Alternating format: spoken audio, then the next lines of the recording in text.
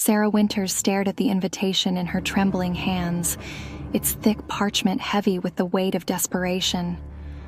Golden script caught the dim light of her dorm room, promising an escape from the suffocating loneliness that had become her constant companion. "You are cordially invited to the autumn masquerade," it read, "hosted by Her Majesty, the Queen of the Harvest." 3 months into her freshman year, and she'd yet to make a single friend. Social anxiety had always been her curse, but college was supposed to be different. Instead, she spent her days drifting between classes like a ghost, watching others laugh and connect while she remained invisible. The invitation felt like a lifeline thrown to a drowning woman. The costume shop owner's weathered hands shook as she handed Sarah the pumpkin dress.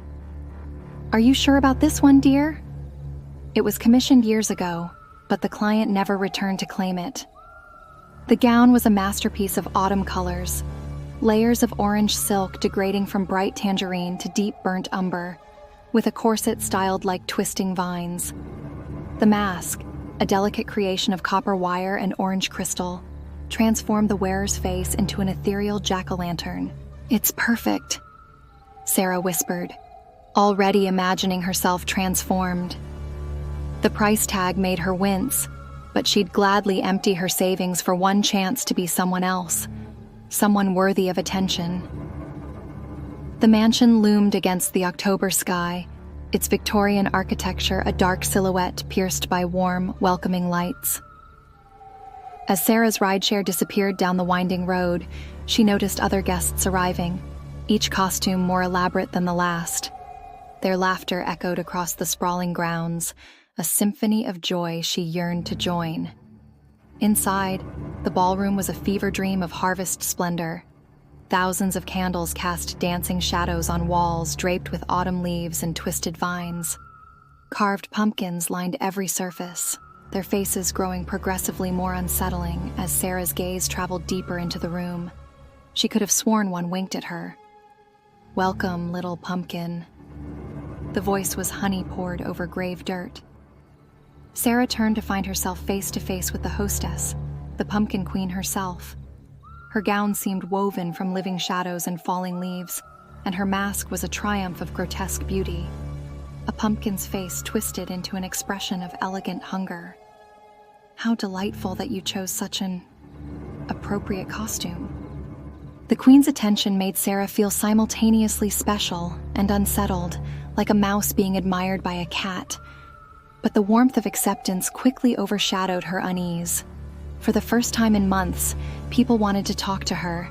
They asked about her studies, her dreams, her deepest fears, while leading her in dances that grew increasingly wild and complex. It wasn't until her 4th glass of spiced wine that Sarah noticed the first disappearance. A man in a crow costume had been entertaining her with stories of far-off places when the Queen glided past and whispered something in his ear. His entire demeanor changed, becoming rigid and mechanical. He excused himself with a bow and followed the Queen through a door Sarah hadn't noticed before. She never saw him again. After that, she couldn't stop noticing. Every few minutes, another guest would receive the Queen's whisper and vanish through one of the dozens of doors that seemed to multiply along the walls.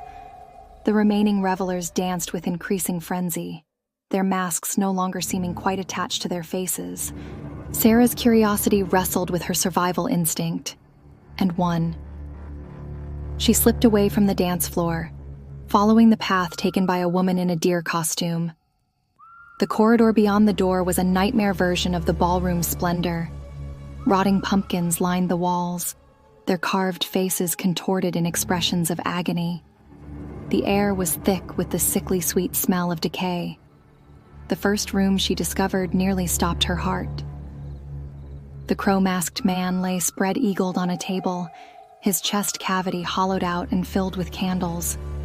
His face had been changed, carved into a permanent grin that mimicked the surrounding jack-o'-lanterns. He wasn't dead. His eyes followed her movement, and soft whimpers escaped his mutilated mouth. Sarah stifled a scream and backed away, only to bump into something soft and yielding. Behind her stood another victim, their body transformed into a grotesque hybrid of human and pumpkin. Orange flesh pushed through split skin, and vines erupted from their joints. Their eyes glowed with the same candlelight that illuminated the carved corpses. Beautiful, aren't they? The Queen's voice froze Sarah in place. My children, my court. Every year I invite the lonely ones, the forgotten ones, those whose disappearance will go unnoticed. And every year they join my eternal harvest. Sarah ran. Her expensive costume tangled around her legs as she fled through corridors that defied architecture and logic. Every room she passed revealed new horrors, guests in various stages of transformation, their humanity being hollowed out and replaced with seasonal splendor. Their screams formed a twisted harmony with the distant music of the ball. The garden was worse than the house. Pumpkin vines covered everything, writhing with unnatural life. The jack-o'-lanterns here were massive, and inside each one, Sarah glimpsed the faces of previous year's guests, their features pressed against orange walls like insects in amber.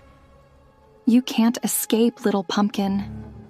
The Queen's voice came from everywhere and nowhere. You've already begun to change. I chose you the moment you chose that costume. It's no ordinary dress. It's woven from the flesh of my first children. Their essence seeps into your skin with every step. Sarah looked down at her hands and screamed. Her skin had taken on an orange tint, and beneath it, something shifted and grew. She could feel it in her chest, too, a hollow sensation, as if her insides were being scraped away to make room for candlelight and seasonal glory. The ground beneath her feet softened into mulch, pumpkin vines wrapping around her ankles with possessive strength. As she struggled, her mask began to fuse with her face, the copper wire threading through her flesh like stitches in a carved masterpiece. Don't fight it, the Queen whispered, suddenly beside her. Her mask was gone, revealing a face that was both beautiful and terrible, ancient as the harvest itself, hungry as the earth that devours the dead. You'll never be lonely again. You'll be part of something greater. Every autumn, you'll help me welcome new siblings into our court. You'll dance at the ball, drink spiced wine, and feast on the flesh of the living until the end of time. Sarah tried to scream, but her mouth had already begun to reshape itself into a permanent grin.